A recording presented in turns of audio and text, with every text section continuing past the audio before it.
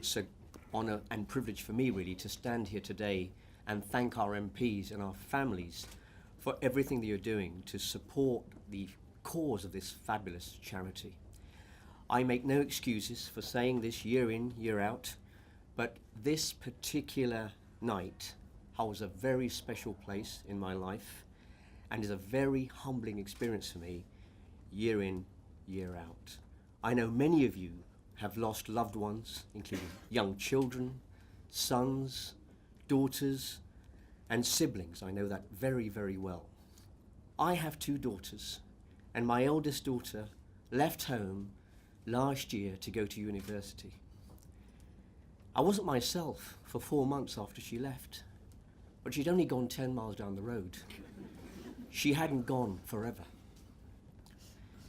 Week in, week out, the Inherited Cardiac Diseases team at St George's Hospital tries its level best to lend a supporting shoulder for our families.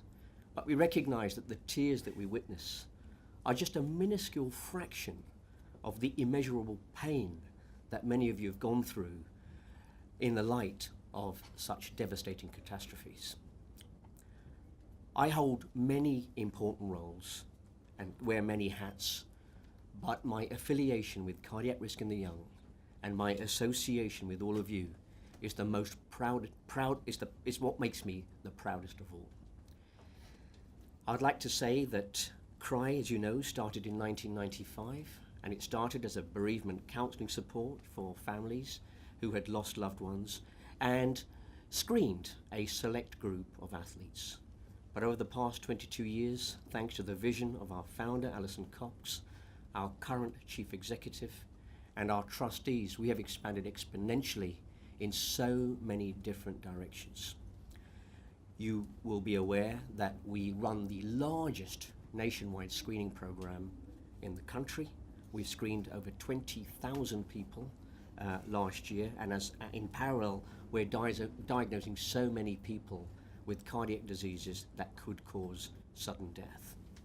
You'll be aware that CRY sponsors Specialist Cardiac Pathologist, which is led by Mary Shepherd, and her work has been pivotal in giving us so much important information about novel conditions that cause sudden death and allowing us to direct our investigations towards a path of making the correct diagnosis.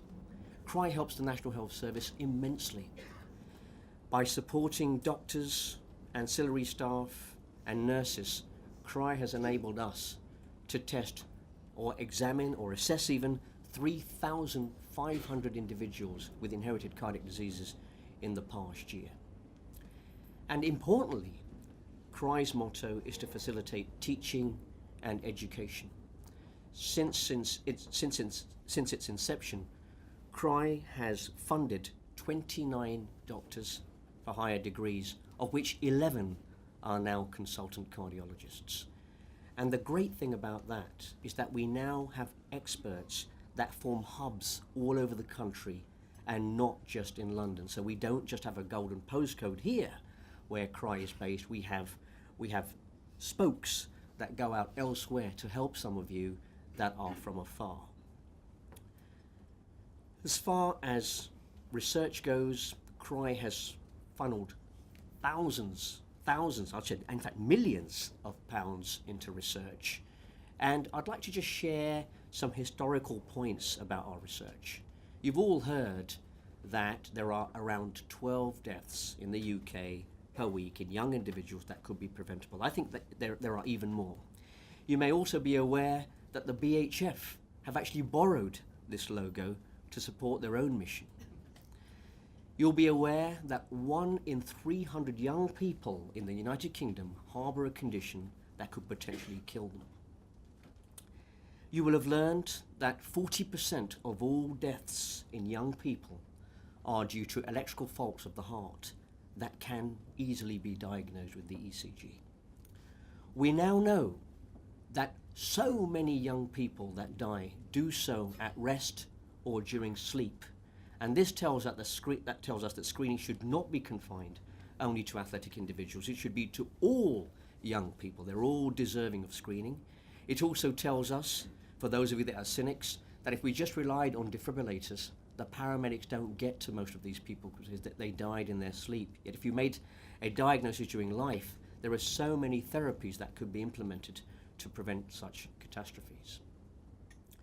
Mary Shepherd has informed us through her work that there are so many different conditions that can cause sudden death that we never recognized, such as idiopathic fibrosis, scarring that we don't know about, how it comes about, or idiopathic left ventricular hypertrophy, which allows us now to screen people in a slightly different way.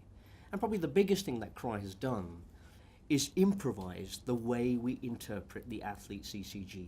Years and years of data has resulted in the international recommendations for ECG screening, which have been published in 3 major journals and have resulted in the false positive rate from ECG screening from 15% all the way down to 3%. And this also results in a 21% reduction in the cost of subsequent tests. In fact, we have calculated that if CRY screened one young individual at a cost of £50, they could actually afford to pay all the costs for subsequent investigations. And it's our aspiration that a day will come, and I promise you that day is not far, when a young individual comes to our screen and is found with an abnormal ECG, they will go home that day with a diagnosis, i.e. we will perform every single test we need to in one hit, provided we are given the support of NHS tariffs, provided we can use the same tariffs as the NHS do. So I want you to enjoy your evening, but I want to take this opportunity of thanking our marvellous families and our MPs for your fantastic support. Without your extraordinary work, none of this would be possible. I'd like you to go out today and celebrate our success, and I look forward to catching up with all of you later on this evening. Thank you very much.